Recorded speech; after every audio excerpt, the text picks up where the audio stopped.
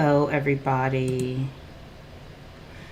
Hi. Yeah, so I am well rested. Tomorrow's a holiday, and everything is right as rain. It's snowing outside today, so I've just been in doing stuff for my channels, writing evaluation stuff. Oh, I don't want to get rid of that. And I decided to just come on here and share something with y'all that I have been thinking about. Okay. All right. So you'll see from the thumbnail that I want to talk about that there is something to get. Now, I don't know if I'm the only one saying that, because many non-dual speakers, folks who talk about some of the stuff that I do, the mantra is that there is nothing to get. And that's true. There really is nothing to get. And there is something to get. Okay. So let me confuse this, even more, right? Now, the first one, okay, gurus. Now, I talked about this a little bit in my last video when I said I'm going to start making videos called Fire Your Master or something like that. I'll name it something like that. So I remember when I was still very active on Facebook with these non-duality groups, I saw a lot of things. I was in people's chats just looking, just listening and seeing what was going on. Commenting, occasionally here and there, but mostly it was just trying to figure out what the hell was going on. Okay. But there was one day, I forget which chat it was in, but I asked the question, or it could have been my own. Okay. I asked, is it necessary to have a master? Because everybody, like all the big speakers, like, I don't know, all the big ones. I don't even remember their names now. All the non-dual people that science and non-duality that they mess with, okay? Everyone that I saw, that I heard, was talking about having had a master. Whether it was Krishnamurti, was he one? And then the other one that came up a lot. Because I didn't have one. Okay, I didn't know, nobody I knew, was ever talking about any of that kind of stuff, So I didn't have no master. So I was wondering, am I doing this right? Or, like seriously, it sounds like a crazy question, but I'm like, I don't have a master. Like, do you have to have that? Because it seemed like everybody did. And the answer I got was, yeah. Like, you really do need to be under somebody who has already reached nirvana or whatever, okay, in order for it to be passed down to you and done, and all that. So I was like, okay. Okay, like if that's what you say, but I don't have one. Okay, I don't have one. And I did not question what had occurred, okay? So my conclusion was, you don't. Like, even though I asked the question and I got, yes, you do. In my experience, no, you don't. Okay, at least not in that traditional sense, where it has to be another person and you sit at their feet for 40 years, before you reach, what the hell? What's the other word for it? Not nirvana, the other one. I think it starts with a K. Kundalini or something. Before you reach something. You know what I'm saying? Because my public speaking coach, he had a master.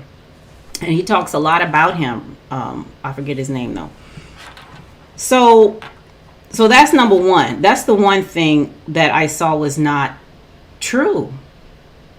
And I find with non-duality culture, I remember what we said a culture was in that book. Culture was a story that people act out. in non-duality culture, there's a lot of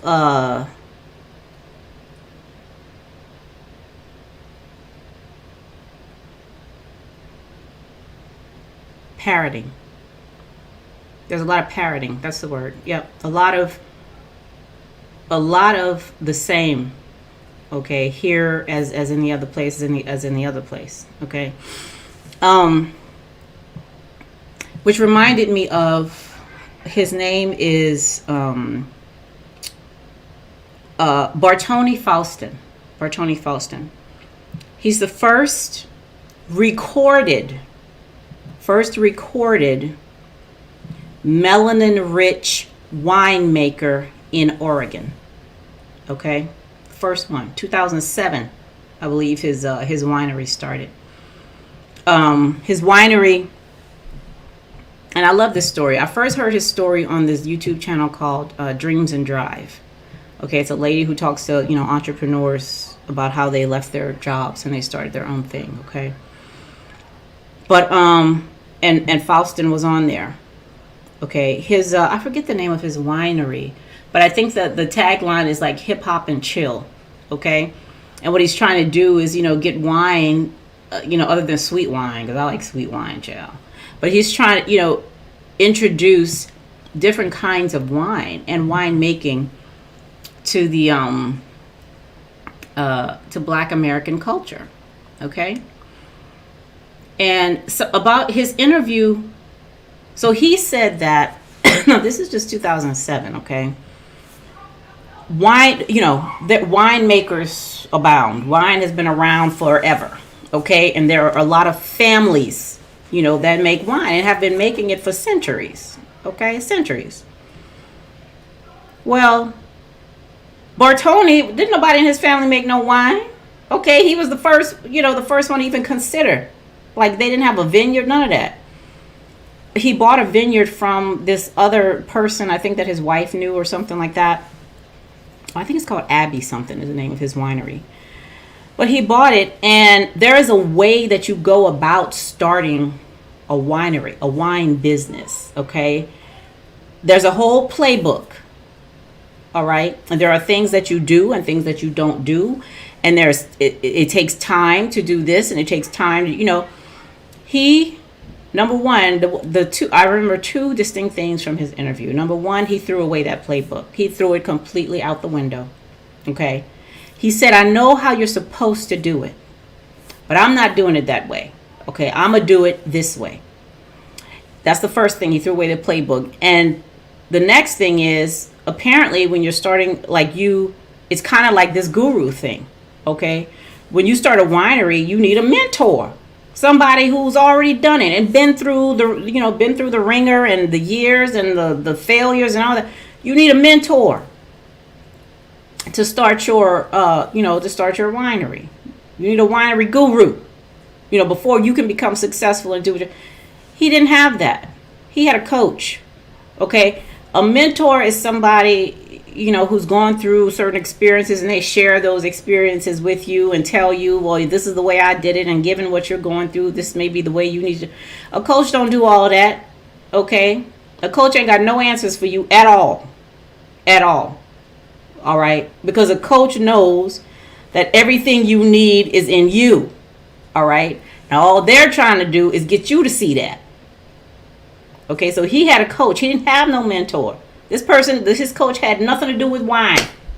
Didn't know crap about nothing about wine. All right. So he had a coach to help, because he saw that there were things in his life, before wine, that were going to get in his way if he didn't address them. Okay. So he needed to address those things in order for him to move forward. Very successful right now. Very, very successful. Okay. And I love that story because that reminded me of what's going on right here. No, I don't have a master. I did not have no master. Okay. And today I'm saying, no, there is something to get. There's something to get. Okay. And we're going to talk about that. So the playbook is gone. There is no playbook as far as I'm concerned. All right. Now let's get to the second part of that thing, the seeking and the looking. I talked about the seeking and stuff, and I've talked about all this already. But so I've been thinking about that because and I've been looking at exactly what they mean, right? So when you're seeking something, you're attempting to find it, okay? A seeker is someone who's made a habit of attempting to find something, okay, whatever. And like I said in another video, I was fascinated by these people. The questions that they were asking, okay, in these satsangs, they were fascinating, you know? And I'm like, why aren't you sitting up there? You know, because the questions you ask, it seems like you need to have found something, and you've already even asked that damn question, okay? So, you know, so the seeking, but there is no work involved in seeking. Seeking is a lazy man's pastime. I said it, and I'll add more to it before I take it away. Seeking is a lazy man's pastime. Okay? A lazy man's pastime. You know, I would have loved to seek. I really would have. I would have loved to go somewhere for months at a time and just be there. Okay? Wearing robes and walking barefoot and drinking tea and humming and following somebody around all day. You know, that would have been real nice. Okay? And it's been years doing it. All right? But, you know, given the circumstances, I had, you know, kids and bills, and I can't afford to go to India. And, you know, like a whole bunch of things were happening here. All right? So I had to get right to the looking. Okay? No time to seek. I had to get right to the looking. Whether I wanted to or not. That was the thing. Okay? And because of where I was willing to just start the looking. And that looking is not, so where seeking is you're attempting to find something, looking is directing your gaze at something. If I say look over here, okay, there's some effort behind that. You got to direct your gaze to where I'm saying to look. So I had to start looking like right away. And that's I'm telling you, I had to look at my emotions. All right.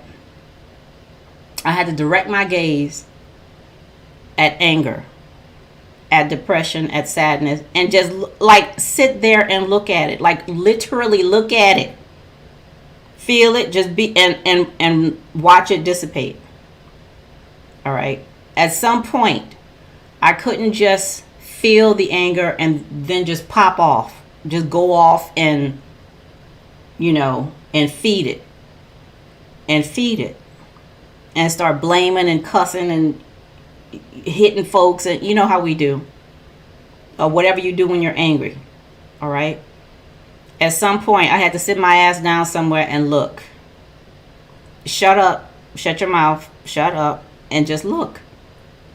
Okay. That was hard as hell. Hard as hell. You hear me? That was hard to do. You know, because I made a habit of not looking. I made a habit of feeling and popping off. That's it. And not just anger, just everything, even laughing. Okay, just sitting there and looking and watching it dissipate. You know what I mean? I had to look at that. I had to look at what the hell was popping up in my head, these thoughts, you know, and I made a practice of writing them down. Just writing them down. Whatever it was. Okay, just writing them down. So I could look at that. Like, what the hell? Like, what is that? Okay. Why is that coming up? What is that about? You know? And child, if we write down a lot of the thoughts we have every day, if we were actually say those things out loud, you know, we'd be in somebody's hospital somewhere, I'm telling you. I had to look at how I was, the script that I'd written, how I was defining people, how I was expecting them and wanting them to act. And that's a lot of looking, and it's a lot of work. All right. I wasn't looking for anything. I wasn't attempting to find anything. I'm looking at what the hell is right here in front of my face. Okay? I'm looking at the taste that's in my mouth right now. I'm looking at what I hear. I'm looking at how I'm interpreting what I hear. There's nothing to find. Okay? I'm not looking to find. I'm looking to see. I'm looking to give attention to. I'm looking to direct my gaze at what I'm creating when somebody says something. Okay? How am I creating anger? How am I creating jealousy? How is that being made right now? Look at that. Okay? That takes a lot of work. That's not seeking. Okay? I'm not attempting to do anything. I'm looking, like right now. All right? And all the stuff that I was pretending not to see, just go ahead. And like I said the other time, how I didn't want to look. Like, I know it's there. I know it's there. But I'm pretending not to see it. Okay? I'm pretending not, and admitting that. Admitting that I'm pretending not to see it. Okay? Why am I doing that? That's another thing I need to look at. Okay, what's up with that? And finding, right? There is something to get. But there's something, and I'm trying to figure out how to say that. So when I say there's nothing to get, okay, or there's nothing. That's like how, remember when I said there was nothing to do? Like that feeling was just very strong. That there, even now, and when I say nothing to do, I mean absolutely whatever it seems like you're doing or not doing. From growing your eyelashes. Okay, that's a doing. I mean, I ain't got too many, but they there. Okay. Growing your lashes. Growing old. That's doing too much. Getting wrinkles. Okay, lifting a weight, walking, whatever. Sleeping. You're doing too much. There's nothing to do. Okay? But at the same time, you can do it if you want to. There's nothing to get. But there is something to get. If you're interested. Okay? It's not right or wrong. It's not right or wrong. Now, like I said before, I don't know, because there was a time when my frustration was off the charts. Okay, I told y'all that. Because I was seeking. I thought there was something lost that I had to find, and, all that. So I'm like, well, what is it? And then I finally got it. It's like what I talked about the other day about our belief is like a shadow. I mean, a shadow is not anything. Like, it's not made of anything. A shadow is not anything, but it's something because it's there. You see it, right? A shadow is actually the absence of something. Okay? But in that absence, you can see that it's there. The absence makes it appear. What is it? The absence of like photons or something like that. That's what makes our shadow. So this something to get is the same thing. Like, there's something to get, but not really. The same way a shadow is there, but not really. Okay? Because I got something that assuaged all that frustration. But I can't show it to you. Like, I can't pick it up in my hand and be like, hey, this is what I got. I can't, take a picture of it or tell you what it feels like. I can't do any of that because there's nothing there. There's nothing to get, you know. But I got it, you know. But what I do know too, though, is that just like you say, you get angry. Okay, what do you mean when you get angry? You know, you somehow manufacture that emotion using, I don't know, using memories, using something you heard somebody say, using, you know, the pain in your toe when you hit it against the chair or whatever. When you get angry, you quickly manufacture something that, you know, allows you to feel that, what we call anger. But it don't stay there. And nobody's angry, you know, for weeks at a time. All right. It dissipates. But to bring it back, you got to keep manufacturing it, you know. Anger don't stay there forever. Happiness don't stay forever. Laughter doesn't stay. You have to keep building it up, you know, until it, you know, dissipate. Then you got to do work to build it up again and then dissipate, you know. So it's that kind of getting. Is that kind of get. I got it. Okay. I got it. Now I got to, you know, just let that thing dissipate. Just let it dissipate until I don't have to, you know, I don't have to keep doing that. I don't have to keep doing that anymore. So it was like when I thought everything that happened to me was like me just going crazy or something. I even went to a therapist. I don't know if I told y'all that on here. But after I had that experience, I made an appointment with a therapist. Okay? To tell him, dude, I think I'm going crazy. You know, like I felt like I was in eternity.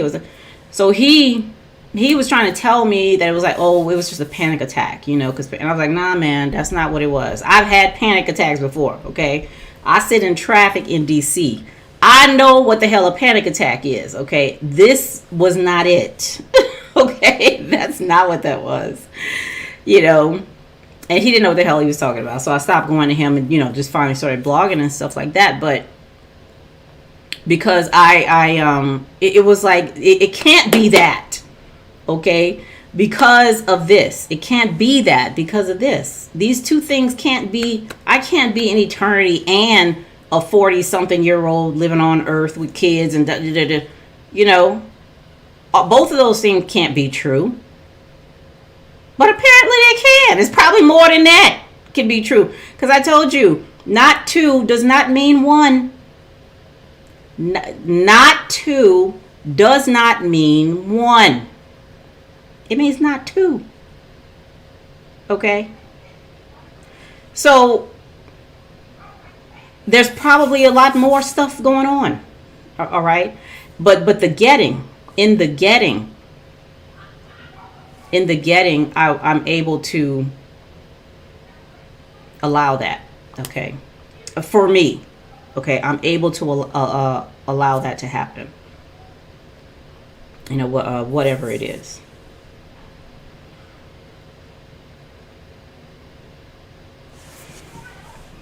So, with my Fire Your Master, now I don't know any...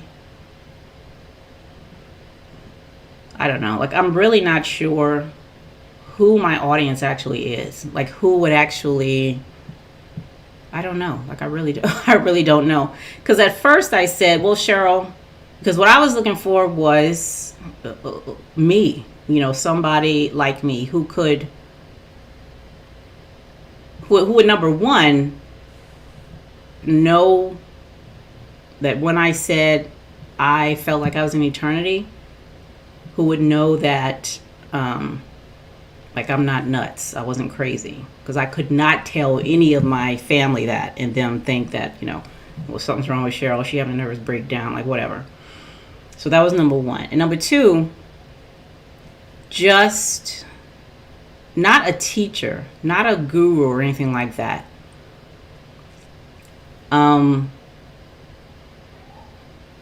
See, I don't even know.